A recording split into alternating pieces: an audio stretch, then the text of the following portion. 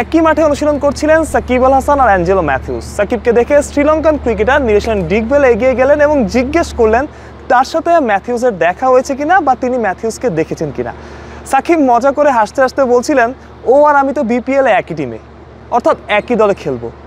এইখানে বিষয়টা মজার হলেও একটা জিনিস কিন্তু নোটেড, সাকিব আল হাসান বিপিএল খেলতে চান এবং বিপিএল খেলার আশা তার এখনও আছে এবং তিনি বিপিএলে বা তার দলের খোঁজ খবর ঠিকই রাখছেন এবং তিনি আর ম্যাথিউস যে একই দলে খেলবেন সেটা নিয়েও শ্রীলঙ্কান এক ক্রিকেটারের সাথে তিনি মজা করছিলেন এবং হাসছিলেন। এবং সবচাইতে গুরুত্বপূর্ণ ব্যাপার এখানে আপনারা যে সাকিব আল হাসানকে বোলিং করতে দেখছেন, সাকিব আল হাসান কিন্তু ম্যাচে বোলিং করছেন না, তিনি ম্যাচের আগে অনুশীলনে এসেছেন এবং অনুশীলনে বেশ খানিকক্ষণ প্রায় 1 ঘন্টার মতো বোলিং অনুশীলন করেছেন। এটাকে অনুশীলন না বলেও তার বোলিং অ্যাকশন নিয়ে কাজ করেছেন বলাটা বোধহয় শ্রেয়, কারণ তার সাথে ক্যামেরা পার্সন ছিল, তার সাথে কোচ ছিল, বিভিন্ন ক্রিকেটার তার খোঁজ খবর নিয়েছেন এবং তিনি বিভিন্নভাবে তার বোলিংয়ের ভিডিও করেছেন, বিভিন্ন অ্যাঙ্গেল থেকে ছবি তুলেছেন এবং দেখেছেন আসলে তার বোলিংটা একরকম ঠিক আছে কিনা এখন। এবং তাকে বিভিন্ন ক্রিকেটার এসে জিজ্ঞেস করছিল, আমরা যেহেতু খুব সামনেই ছিলাম আমরা শুনছিলাম তার কথাবার্তা যে সব কিছু ঠিকঠাক চলছে কিনা এবং সব কিছু ঠিক যাচ্ছে কিনা, তার বোলিংয়ের কী অবস্থা, কী আপডেট। সাকিব মজা করে বলছিলেন, এখন আমি আগের থেকে আরও ভালো বোলিং করতে পারি, আমার অ্যাকশনে আরও ভালো বোলিং হচ্ছে। এবং একই সাথে তিনি ডিগবেলাকে দেখাচ্ছিলেন যে তিনি আসলে 2টা রান আপে বোলিং করেন, এখন তিনি যে নতুন রান আপে বোলিং করছে সেখানে অনেকটা বল স্কিড করছে এবং অনেকখানি বল টার্ন করছে, অর্থাৎ নতুন অ্যাকশনটাও সাকিব আয়ত্ত করছেন। আমারকে একজন বলছিলেন যে সাকিব যা চান সব কিছুতেই তিনি পারফেকশন চান, সব কিছু তিনি পারফেকশন খোঁজেন। সাকিব নতুন একটা পরীক্ষা দেবেন চেন্নাইতে এবং সেখানে তিনি উতরে যেতে চাইবেন, সেটাই স্বাভাবিক এবং সব কিছু ঠিকঠাক থাকলেও তো উতরেও যাবে, কিন্তু তার আগে তিনি নিজেকে কার্যকরী করে গড়ে তুলছেন নতুন অ্যাকশনে নতুনভাবে।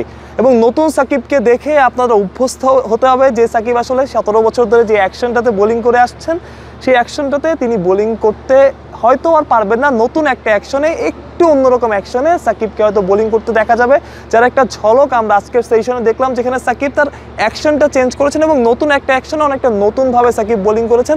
এবং যেটা বলছিলাম, সাকিব হাসতে হাসতে বলছিলেন যে আমি তো আসলে আগের থেকে ভালো বোলিং করছি, আগের থেকে বেটার ফিল করছি। তার কোচও যখন তাকে জিজ্ঞেস করছিলেন তখনও তিনি একই কথা বলছিলেন। এবং সাকিবের সাথে একটা সময় অ্যাঞ্জেলো ম্যাথিউসেরও দেখা হয়েছিল, অ্যাঞ্জেলো ম্যাথিউসও সাকিবের খোঁজ নিয়েছেন কী অবস্থা। এবং পরবর্তীতে তো বললামই আসলে সাকিব অন্য একটা ক্রিকেটারকে বললেন যে আমরা তো একই দলে খেলবো, কোনো রকম সমস্যা নেই। আসলে সাকিব এরকম সমস্যা বা মাঠের ঘটনা গায়ে মাখেন না, গায়ে যতটুকু মেখেছিলেন সেটা হয়তো বা অ্যাঞ্জেলো ম্যাথিউসই ছিলেন, যিনি আসলে পরবর্তীতে প্রেস কনফারেন্স থেকে অনেক জায়গায় কথা বলছেন। এবং একটা কথা মনে রাখা প্রয়োজন, যে চ্যাম্পিয়ন্স ট্রফি নিয়ে অনেক কথা হচ্ছে, যে চ্যাম্পিয়ন্স ট্রফি সাকিব খেলতে পারবেন কি পারবেন না সেটা নিয়ে অনেক কথা হচ্ছে। আমি মনে করিয়ে দিতে চাই, শ্রীলঙ্কার সাথে বাংলাদেশ সেই ম্যাচটা না জিতলে কিন্তু বাংলাদেশের চ্যাম্পিয়ন্স ট্রফিটা হয়তো বা খেলাই হতো না। এবার চিন্তা করুন আসলে সাকিব খেলতে পারবেন কি পারবেন না সেটা পরের ব্যাপার, কিন্তু ওই টাইম আউটের ঘটনা, ম্যাথিউসকে আউট করা, সেটা যে বাংলাদেশের জন্য গুরুত্বপূর্ণ ছিল সেটা অন্তত আপনার এখন এসে বোঝা উচিত।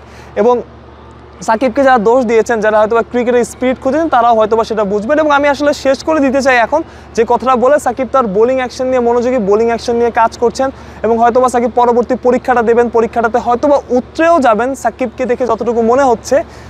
কিন্তু আরেকটা কথা যে আমি প্রথমে বলেছিলাম, সাকিব এখনও বিপিএলের খোঁজ খবর রাখছেন এবং বিপিএল খেলার ব্যাপারে যে তিনি আশাবাদী সেটা তার কথা বলার ধরনে বা কথা বলার স্টাইলে বা অভিব্যক্তিতে প্রকাশ পায়। যেমন তিনি যেমন ডিগবেলাকে বলছিলেন যে বিপিএলে আমি আর ম্যাথিউস তো একই দলে।